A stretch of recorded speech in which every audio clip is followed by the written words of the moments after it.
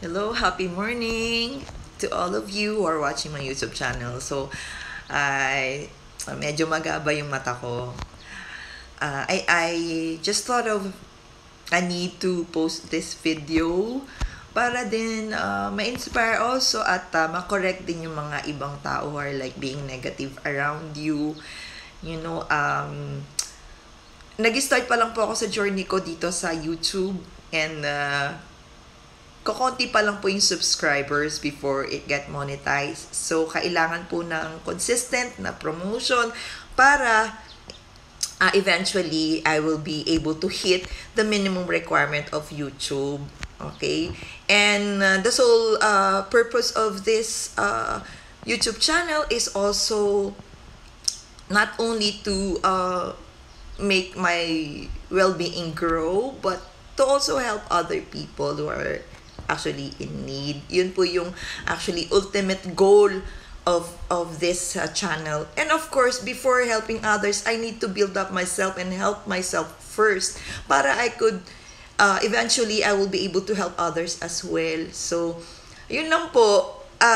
Nakita ko na-foresee ko na to na habang lumalaki or nag-grow yung channel, mas marami kang bashers, people who will actually hate you, people who are not for you. Pero ang pinaka-importante po is what God actually think about you. You are fearfully and wonderfully made. Yun lang po yung take on ko sa mga taong nang babash. Huwag po tayong masyadong too quick to judge people kasi you don't know what they're going through. Hindi mo alam kung paano nila pinipilit. You don't know how hard they try to actually pick up themselves. Yun. At saka, hindi naman po ako nag-i-English para pampaarte. Nag-i-English po ako kasi I think I will actually reach more people. At saka, I'm more comfortable in using English language kasi I could actually express myself better and the words will be, yung choice of words will be better than if I'm actually using our native tongue. Pero syempre, wala naman po akong, of course, I'm very proud Filipina.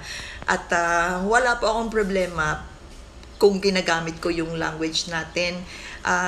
Gusto ko lang pong makaabot sa maraming tao at hindi rin po ako magaling magtagalog ng dire-diretsong yung merong kumbaga parang mas more sensible yung sinasabi ko. Actually, sa totoo lang po, tres ako. Kaya, merong one time in my college life na hindi ako naging Dean's Lister kasi na-tres ako sa Filipino subject. So, pinagbutihan ko po yun, yung mga diction in Tagalog, yung mga right choice of words ko, ay pinagbutihan ko yun para ma-polish ko din yung communication skills ko sa Tagalog. So, ito ay, ginagamit ko lang yung YouTube channel also, may platform para din makatulong din po sa mga tao na nasa paligid ko. Kasi kapag alam kong tinutulungan mo yung mga tao sa paligid mo at napapasaya mo sila in your own little ways, ay bumabalik din yun sa'yo. That's what actually called like a ripple effect or a domino effect of positive mindset, which is pinopromote ko din po sa channel ko. So, yun lang po. Salamat po sa mga bagong nag-subscribe and keep on tuning into my channel and hit the notification bell para updated kayo sa latest videos. I love you all and please help me build others also as I actually build myself. God bless you and I love you all. Bye!